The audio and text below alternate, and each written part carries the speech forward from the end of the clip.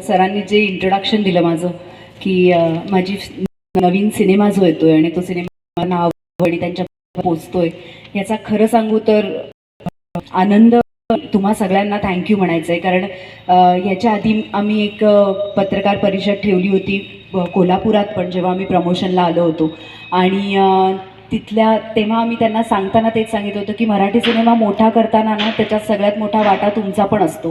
कारण तुम्ही ज्या पद्धतीचे रिव्ह्यूज देतात, तुम्ही ज्या पद्धतीने लोकांना सांगतात, आवाहन करतात, अकॉर्डिंगली लोक येतात आणि हा सिनेमा एन्जॉय करतात. सो मला असं वाटतं की थँक्यू सो मच. हा जो सिनेमा मोठा झाला आहे त्याच्यात तुमचा पण तेवढाच वाटा आहे.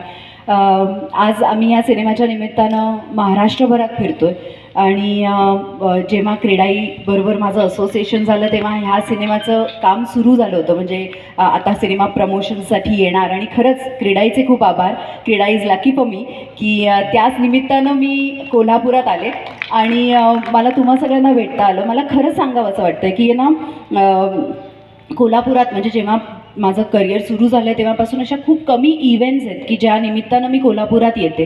खूप कमी वेळेला असं होतं की काहीतरी एखाद इव्हेंट होती तेव्हा आली आहे, पण क्रीडाईच्या निमित्तानं माझी फिल्म पण रिलीज होती आहे आणि मला आता तुम्हा सगळ्यांना भेटता येते कोल्हापुरात आणि कोल्हापूरच्या आसपासच्या ह्याच्यात पण माझे होर्डिंग्स लागलेत. मी बघत होते आता येताना, पण मला सगळीकडे दिसले.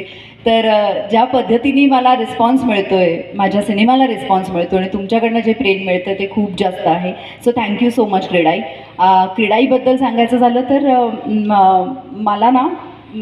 मला एवढ्या टेक्निकल गोष्टी आणि एवढ्या या सगळ्या गोष्टी कळत नाही, पण मला फक्त एवढं कळतं की मी आत्ताच्या एज ग्रुपमध्ये आहे ना. एक काळ असतो आपला की जिथपर्यंत करिअरमध्ये काहीतरी करायचं असतं, मोठं व्हायचं असतं आणि तो काळ संपल्यानंतर मला आता स्वतःसाठी जगायचं असतं. तेव्हा सगळ्यात पहिली इच्छा असते की एक घर घ्यावं, स्वतःच्या नावावरचं, हक्काचं घर. आणि मला असं वाटतं की जेव्हा अशा पद्धतीचे प्लॅटफॉर्म्स आपल्यासाठी उभे राहतात, जिथे आपल्याला हक्काचं घर शोधायला सोपं जातं, तेव्हा ही खरंच खूप मोठी गोष्ट असते. आणि त्यामुळे मला जेव्हा कळलं की मला अशा कुठच्या तरी उपक्रमाचा भाग व्हायचा आहे तर मी लगेच हो म्हणाले. कारण मुंबई पुण्यापर्यंत हे कन्स्ट्रक्शन्स आणि या सगळ्या गोष्टी खूप जास्त डेव्हलपमेंट्स होतात आणि त्याच्यात मी पार्टिसिपेट होते आणि मिळतं. पण कोल्हापुरात येऊन अशा पद्धतीचे एवढ्या मोठ्या पद्धतीचे एक्झिबिशन्स मी तरी नाही पाहिलेत आय थिंक.